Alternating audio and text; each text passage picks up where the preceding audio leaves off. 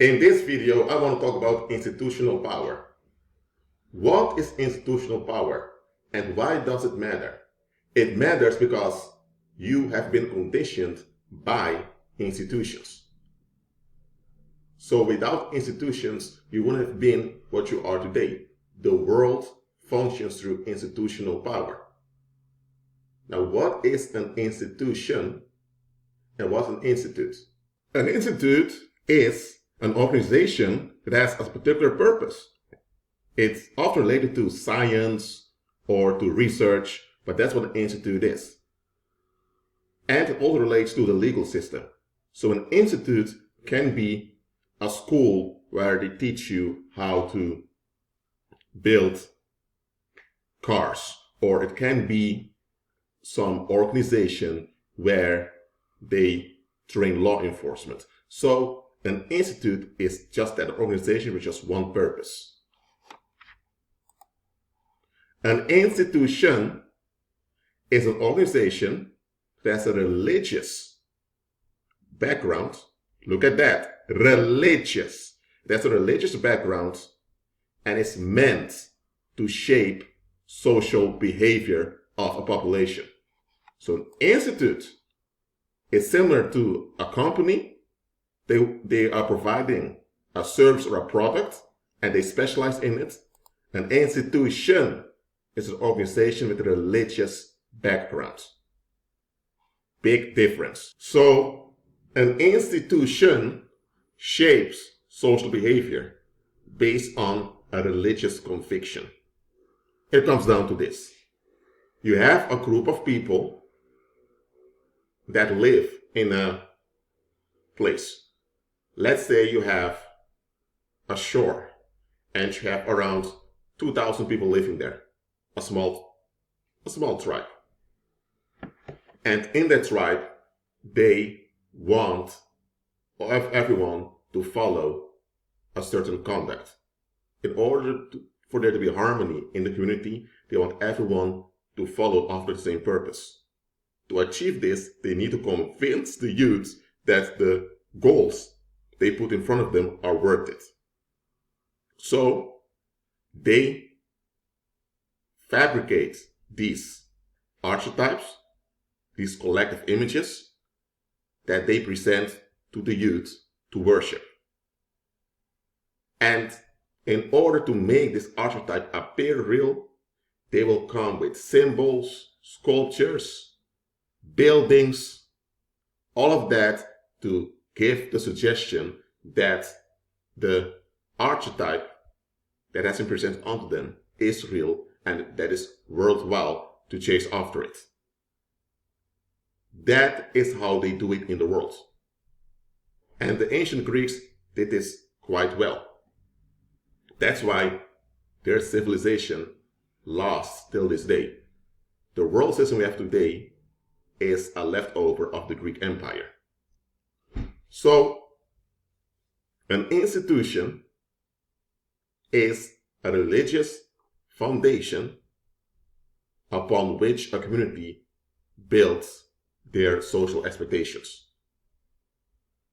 And, as I mentioned before, they fabricate this image they present to the masses. Now, pagans make sure that the images they present to the masses are similar to the demons they worship. And that's how in the world institutions become diabolical representations, because the images that they create for the masses are based on demons, actual evil spirits that are roaming around. So institutions shape your behavior. Why? Because the masses believe in the promises. And let's say now you have several people in a community that don't believe in the institution. Sooner or later, they'll figure out that they need to shut up and get along, or else life will be very hard on them. And nobody wants life to be hard on them, so people comply. And that's how institutions remain alive. So an institution is similar to a parasite that feeds off of a body. But because this parasite is something that's embraced, people don't see it for what it is. Now, look at this image. It's an image of a government building in the United States, in Washington, D.C. It has the Greek style in it, like those Greek temples. Why? Because the world system is Greek, as I mentioned before. And they worship demons in the form of Greek gods. So, their institutions that they establish are reflections of evil spirits. For example, if you want the population to be thirsty for social approval, people long for social approval anyway, but if you want people to be thirsty for it, you give them expectations that don't add up. And while they grow up, they'll face the shock those expectations aren't real. And once they experience the shock, you give that shock a name. In the past, they gave that shock a reference to an evil spirit called Dionysus. And that's how you attach the masses to demons. Or if you have women in a community that don't feel quite feminine because they don't really trust the men around them, let's say you're a pagan and you want to have enough defective women around.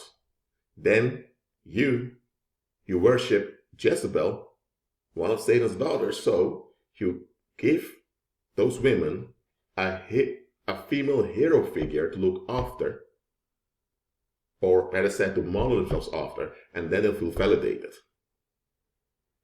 So that's how they do it in the world. And not all institutions directly relate to devil worship, but most do.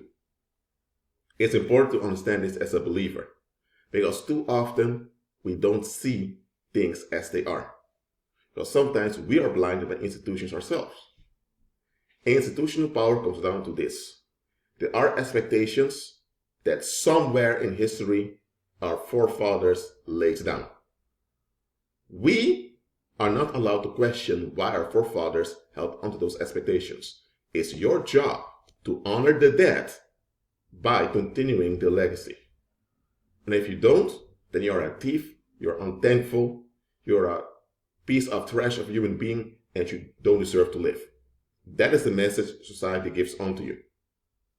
So, here's how they maintain institutions in the world. You need water, you need food, you need clothes.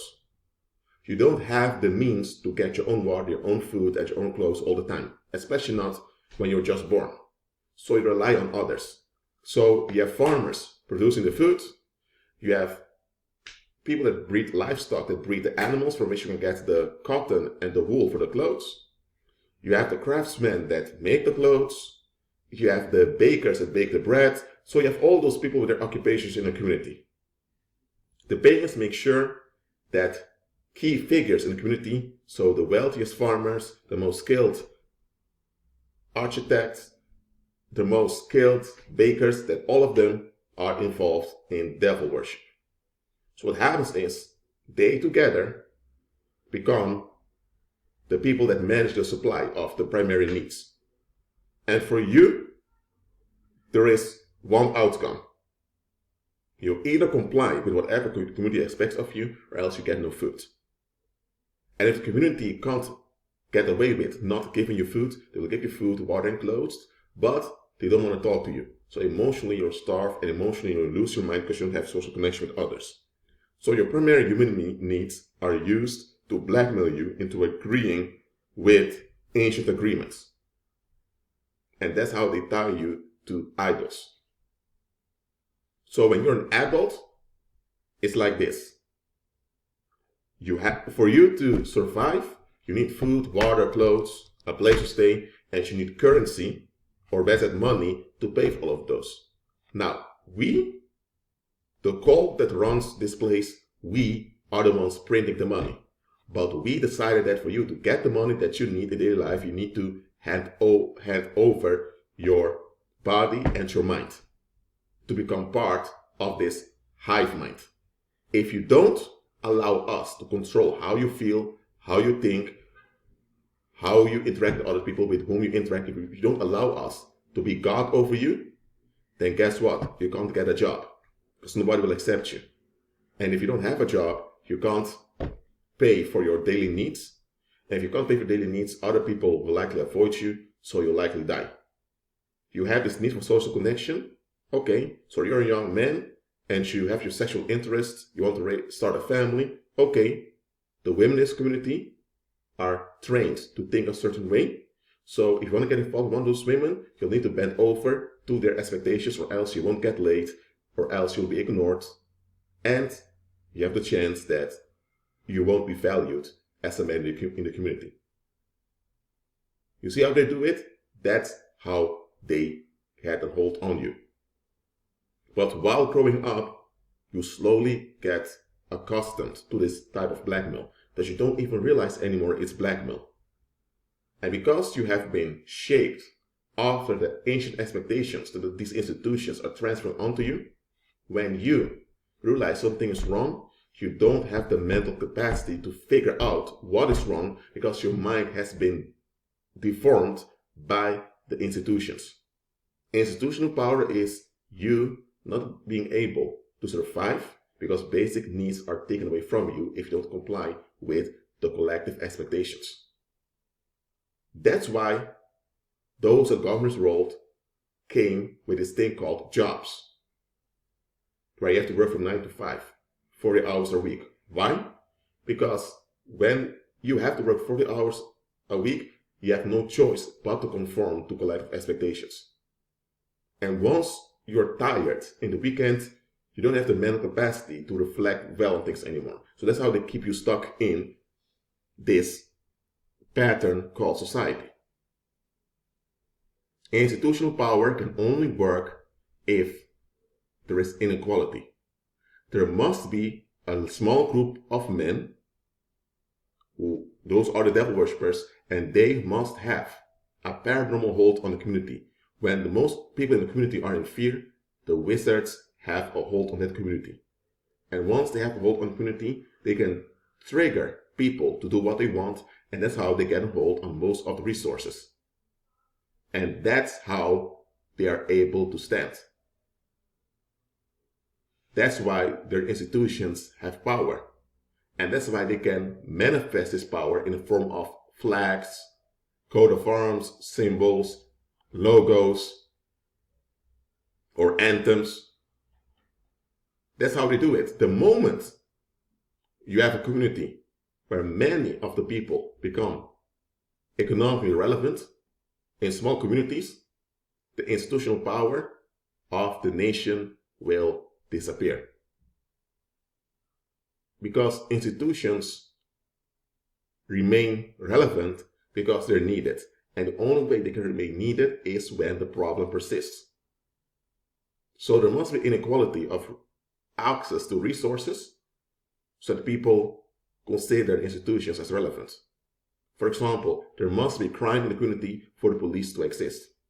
If all crime would be solved, why do we have the police? The same way, why does the military exist? That's why there must be war. Because if there is no war, why do we have the military? So institutions need problems to be in existence. Now, there are some institutions who are not based or that are not modeled after devil worship, but those are quite rare. Most institutions in the world are as parasites. They exist at your expense, but you are conditioned to think that they exist for you. You are tricked into thinking that institutions are entities that have a life of their own. They're not. So, in order to preserve the belief in institutions, you need to mete out social punishments for those that even dare to think in an autonomous way. That's why you have this prohibition to use certain words. We call it swearing and cussing. Why? That's one form of institutional power by controlling how people express themselves. And most commoners never question why. They just get along because They don't want to be socially excluded. They don't want to be ignored. They have this deep-rooted need to be accepted. So because worldlings won't be accepted, they get along with restrictions without questioning them. There are even believers that get upset when you use words like shit, cunt, fuck, or ass, or bitch, or whatever. When you use such words, they get very offended. Ask them why. They'll say, well, those are bad words. You ask them, why are those bad words? You can't explain. If you ask them a story, and the story will tell you those are not bad words at all. Those are just words that are considered bad by some Roman Catholic institution in the past, and people just transfer this restriction onto the children, and the children, just to be socially accepted, they agreed with it. And that's how today, when people hear such words, they tend to become upset. They've been trained to become upset, and loyal as they are to society, they become upset. And because they were afflicted with harm when they use such words, whether it's physical harm or whether it is mental harm through avoidance or through being shunned, now they feel the need to do the same to you to feel relieved. Because if they were shunned or if they were physically beaten when they use certain words, and you use those words freely and you're fine, it will show onto them that they've been abused. And they don't want to admit they've been abused by the same society they depended on. So now they'll come after you. But a lot of believers are hesitant to admit that they're still in idolatry. If you're upset with cuss words, you are in idolatry because you're holding on to an agreement that was established long before you came into existence. That means that you want the validation of society for being whatever accepted figure. Don't you know that the Most High called the ancient Israelites as a community a whore? Yes. Come on. The Most High even compared her to a female dog. So the Most High actually called the people a bitch because they were so into idolatry. And that's the Most High. To say it roughly. That's how he labeled them. But if you would say that today in those churches, they would become upset with you, thinking, no, you can't use such words. The English language did not even exist when the Bible was written. Yet people get along with restrictions in English language as if it's a commandment coming from heaven. Come on now.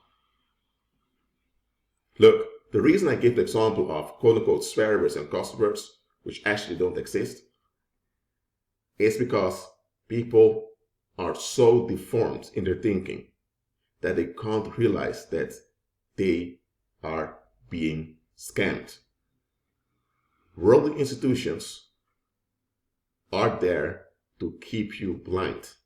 As long as you are blind, they can pretend to be the light of the world. They can pretend to be Christ for you. The moment you can see, the moment you are delivered, you will not fall anymore for the charm of institutions. Now, there are many people that serve institutions thinking they're doing the right thing. And that is what institutions need. They need you to think you're doing the right thing by joining their organizations. But what's really happening is that organization is a parasite that drains you. But because you get the praise of society for conforming, you don't see that you are being drained. So, now you know how far institutional power goes. Because, as I mentioned before, the world has nothing but violence. That's why they need something to compensate the violence they're enacting. And institutional power is the compensation the world has into keeping itself going. So, are there idols you are holding on to? Be at peace.